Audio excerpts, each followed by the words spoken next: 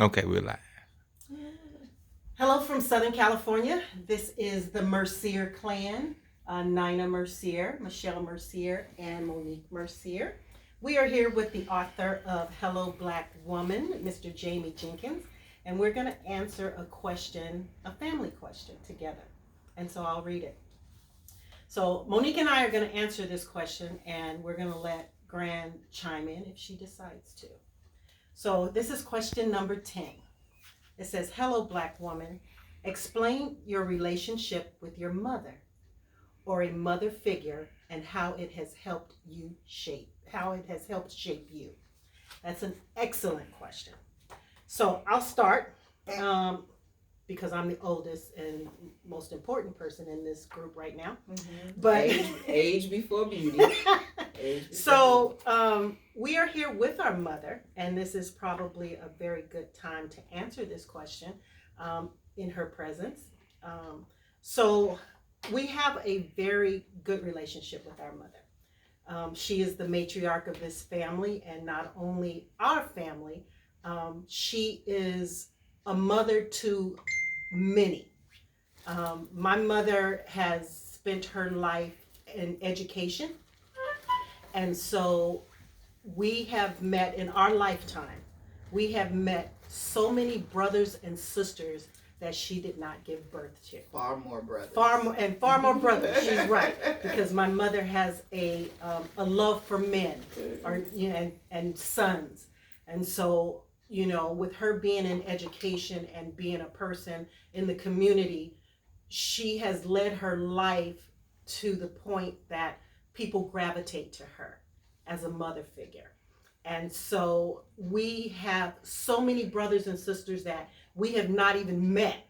We've met many hundreds, but there are still hundreds that we've never met, because when she meets someone, they have instantly become a member of her family, and they instantly become someone that they want to be near.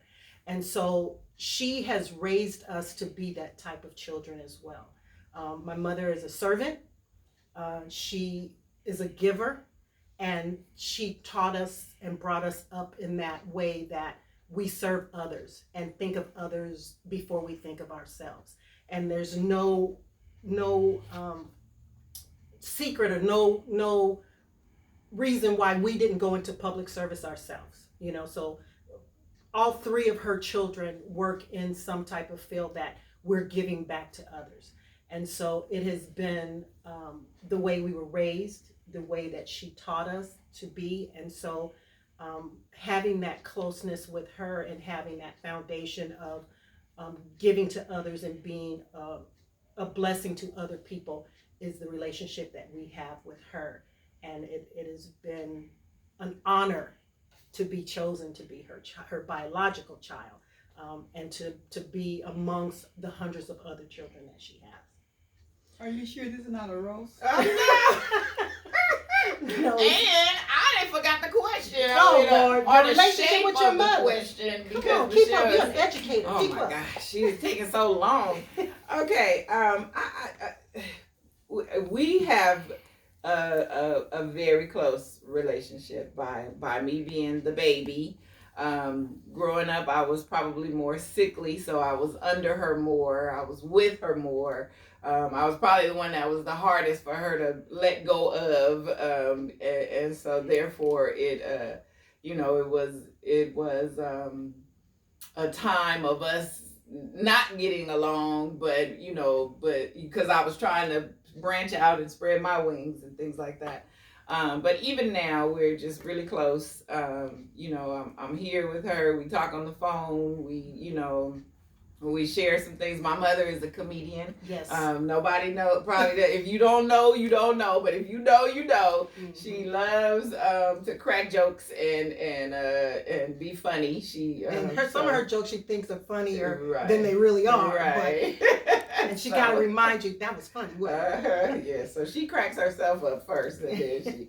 And so I think that we like Michelle said, we kind of gravitated towards being in the fields and things like that, where we're able to help people more so because of our mom, and so many people have so many nice things to say, about her and want, and do for her and want to do for her because she's always been that type of servant, always been that type of giver, always been that type of Christian where she taught us to love the Lord and follow his commandments and things like that. So we just grew up in that type of venue and with her. So there's so many good things that we can say about our mother and the relationship that we have with her that shaped us into being the type of women that we are. You know what? I thank God for what he's done in me and through me and for me. And I thank God for the relationship. For truly, I feel very special to have girls that love me and cherish me and would say good things about me. So it's a within itself is a blessing to me. But I know it's because of the goodness of God. It's not nothing that I've done myself. It's because he's made me the way he has. And he's blessed me down through the years. So I just think of what he's done. I thank you for my relationship with my children as a whole. My son is not here. But as a whole, I thank God for the respect that they give me and the love that they show me. And it's just it's amazing and a miracle and a blessing to have children like I have. And I'm thankful to the Lord for what he's given to me. And I thank God for the impact that I've had on their lives. But truly I feel blessed in knowing that they feel the way they do, because most times children reject when you're trying to tell them something good a lot of times. But I thank God that they receive the things that I've tried to do in the life I've tried to live before them. So I just feel honored and blessed on today. And that's another thing, she led by example. A lot of times people will tell you what you should do. She was an example. She showed us how we were to live and live our lives. Growing up in this house, my mother was a single mother, and I never wanted for anything. I never knew when we didn't have, because she didn't show that to us. She raised us to give us what we needed, and not always what we wanted, but what we needed. And whenever she sat down and told us we needed to have a family meeting, we knew what that meant. That meant she was about to give to someone that may take away from us, but she felt that she needed to do it. There were times where we had families living here, families when they had nowhere to go. And my brother gave up his room many times for families. At one point we had a woman and like 6 of her children living in this house with us. And she was led to do that. We never complained about it, because we knew that was her heart. When these things were happening, we never once complained about anybody moving into this house. And we've had several people here. And because we knew that was what she was called to do, and we would never go against what she felt she needed to do.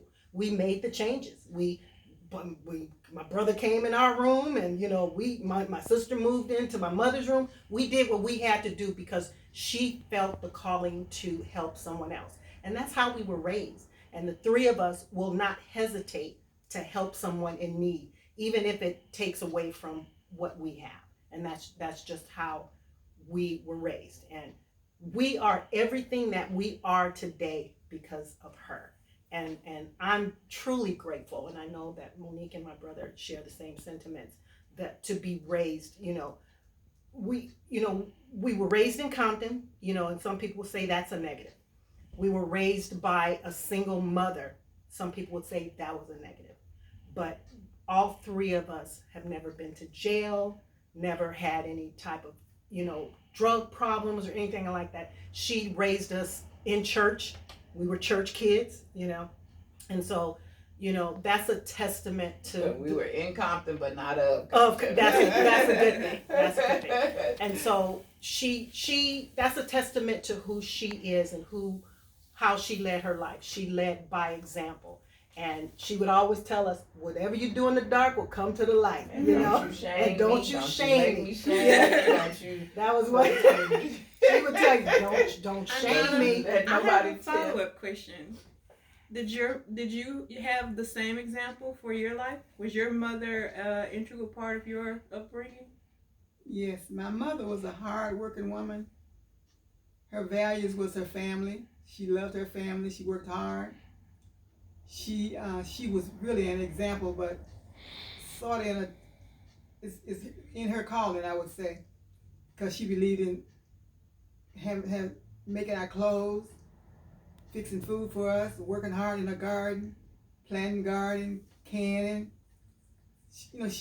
Her family was her life, and I guess that part is also a part of what I picked up too.